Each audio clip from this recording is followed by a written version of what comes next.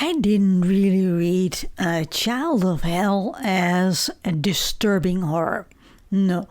For me, it worked more like escalation comedy in horror form, where the appeal is seeing how far it can push itself. But does that absurd escalation make it more effective? Or does it take the horror out of it? Hello, and welcome to Obscure Book Adventures. I am your host Annie, and this video is part of a horror mayhem. And this is a horror-related booktube reading event created by the Bookish Bryans. There are also other co-hosts as well. I will link them all in the description box below. Today I'm talking about Child of Hell by William Dobson. So first I'll do a spoiler-free part in this video, and then I will go into the spoiler part of this video. Child of Hell is a horror novel that follows a fire-obsessed boy, Davy Fawcett, over a period of years as his destructive impulses grow into something increasingly monstrous.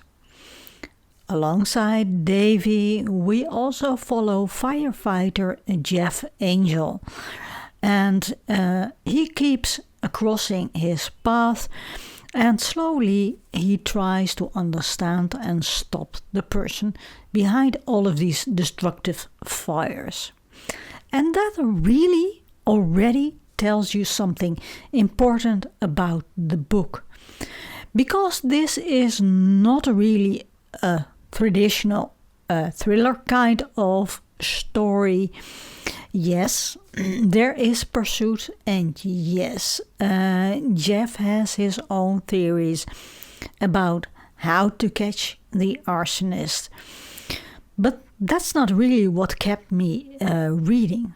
What kept me reading was the escalation. The book becomes less suspense and more about Davy's fascination with fire, and about just how far this novel is willing to push the destruction. And because of that, I also would not call this extreme horror. No. It does have its graphic moments, and one especially, a grotesque burning scene in particular, but it's absolutely not wall-to-wall gore. It's much more interested in building this strange rhythm of repeated fires occurring and reoccurring destruction and increasingly absurd body counts. And that's really why I like this so much. And the violence and spectacle get so absurd. It gets so absolutely absurd. It's totally out of control. And that for me is the appeal of the book. The book stopped being disturbing in a realistic sense. Instead, it became grotesque, excessive, and at times almost absurd in its logic. Not funny exactly, because obviously the subject matter is not funny, but the way it escalates started to remind me a bit of the mechanism of some Monty Python sketches or film scenes, where the joke is that the thing just keeps on going far past the point where normal reality would stop. And that's how this book often felt to me. Now, one of the reasons this works is that the novel has more structure than the premise first suggests. And this is not a book about an evil child setting fires. Davy grows up over the course of the novel, and Jeff's story runs alongside of his. So the book becomes a longer pattern of obsession, destruction, and pursuit. I think that a years-long structure helps the novel a lot, because it gives the whole thing shape and stops it from feeling like just a string of fires. I also liked the writing style. Dobson is not after beautiful prose. He writes with purpose. He is much more interested in the effect than in elegance. And I mean this as a positive thing. I mean that as a praise. The prose keeps moving. The pacing is evenly distributed throughout the story. And the book it never really felt to me as if it was stalling for time between the big scenes. Even when not much is burning, the story keeps momentum. There is also a bit of context that I think is really interesting here. And that is William Dobson appears to be a pseudonym of Mike Butterworth, who was also known for writing comics. And in a way, that makes absolute sense to me, because this novel often reads as a book built around strong effects and momentum rather than beautiful literary prose. It knows what it wants to do, and it just keeps doing it. There's also a longer horror fiction tradition behind this novel, behind a novel like this. Fire in Gothic and horror fiction has often meant more than simple destruction. It can suggest hell, obsession, punishment, or revelation, all sorts of things. But in this novel, all that get pushed into something much more excessive and pulpy. Fire here is not just symbolism. It's power, spectacle, repetition, and obsession. One thing I do want to say is that I would not read this as a realistic psychological novel. In real life and in psychiatry, there is a difference between juvenile fire setting, pyromania, violent sadism, and sexual arousal linked to fire. Those are not all the same thing, and true pyromania is actually considered quite rare. This novel is not trying to make those distinctions carefully. It uses those kinds of ideas for horror effect, and I think it's better to read it that way than to expect realism from it. So overall, in the spoiler-free part, I really liked the writing style. I like the pacing. I like the way the book gradually becomes this grotesque machine of escalation. if you want realism, this maybe not be the book for you. But if you like horror that's pulpy, excessive, and increasingly out of control, I think you would have liked this very much. I think this is a very entertaining one. So now I'm going into the spoilers. If you want to read the book first, this is where you better stop watching this video and come back later. So spoilers.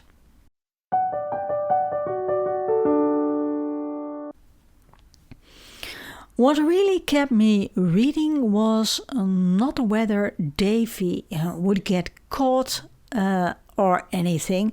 It was the fact that the novel very quickly stops behaving like ordinary reality. After only a few chapters, Davy has already caused an absurd number of deaths. And from that point on, the novel no longer felt to me grounded. It felt like it had entered its own grotesque nightmare logic. And that's where I think the book becomes either really effective at all or not effective at all. Because if you need realism to feel horror, I think this book will probably not be for you. But if you enjoy watching a novel commit more and more fully to its own excess, then there is a lot to like out here. The big dance hall scene, fire scene, is probably the clearest example of that. So, in this scene, Davy becomes disappointed in love. He locks the girl and a lot of partygoers inside of this dance hall and sets the place on fire. It's absolutely a horrible scene, but it is also so excessive that it becomes a spectacle. And I think spectacle is really the key word for this novel. The horror here is absolutely not subtle. It's based on careful realism, and it's based on pushing destruction to such an absurd level that the book develops its own momentum. What I also liked is that the book keeps finding ways to intensify that pattern without changing its basic method.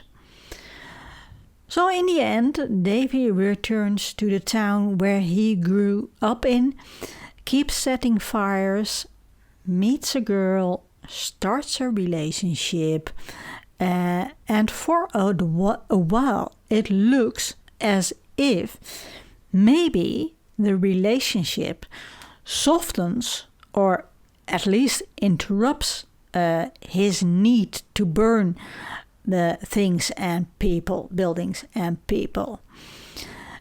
When she is there, he does not seem to need fire in the same way as before. When she is away, he goes back to it and starts setting fires again.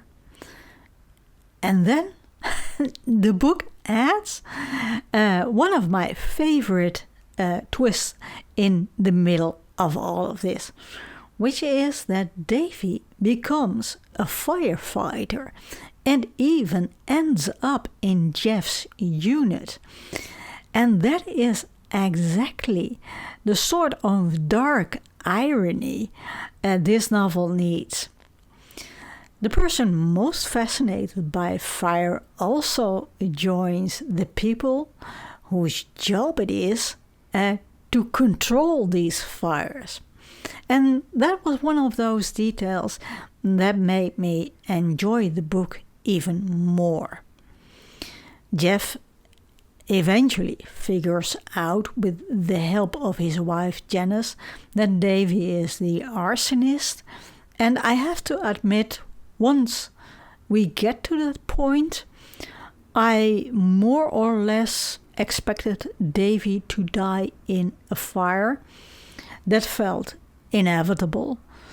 It's a sort of ending the novel seems to be moving toward all along. And when Jeff confronts him and Davy chooses to die in the flames, that part really did not surprise me at all. But what did surprise me was, and what I really liked, was the final twist in the story. That Davy indeed dies in the fire, and that it is not a fire he set himself. It turns out that his girlfriend has been setting fires all over the country without Davy even knowing it. And in the end, she is caught. And that twist really worked for me because it gives the ending one final escalation. Instead of closing everything down neatly with Davy is exposed, Davy dies in the fire, and it's all over, the novel suddenly opens the pattern outward. Davy was not unique. He was not the only one.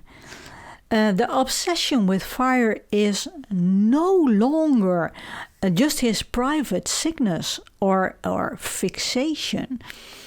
It exists somewhere else too.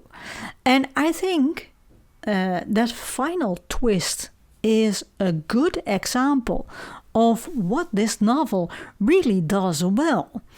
It always prefers one more turn of excess over neat closure. It keeps choosing escalation. So to come back to the question I asked myself at the beginning of this video, does that absurd escalation make the novel more effective? Or does it take the horror out of it? And for me, it actually makes it more effective. Not more disturbing exactly, but more entertaining, more memorable, and more distinctive. I did not read this as a deeply frightening or psychological convincing horror novel. No, I read this as a grotesque, fast-moving, increasingly absurd spectacle of obsession and destruction. And because Dobson writes with real purpose, keeps the pacing steady, and never loses control of the book's momentum, I had a very good time with it. I enjoyed it very much. So yes, for me, the absurd escalation does take away some of the disturbing realism, but it replaces it with something I enjoyed even more. A horror novel that becomes bigger, stranger, and more excessive the longer it goes on. So yes, I really liked Child of Hell, not because of it felt realistic and not because it was beautiful written in a literary sense, but because it knew exactly what kind of effect it wanted, and kept pushing toward it. So those are my thoughts on Child of Hell by William Dobson. And that was for my read for Horror Mayhem, created by the bookish Bryans.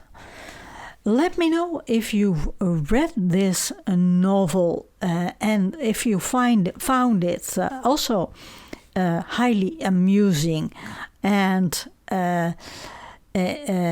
if you found it really genuinely disturbing, or did you also end up reading it more for the sheer absurd escalation of it all? Thank you very much for watching. Next month I will be joining June on the Range, a Western reading event created by Michael K. Vaughan, and I will be reviewing The Sisters and Brothers by Patrick DeWitt. So thanks for watching, and I hope to see you next month in my next video.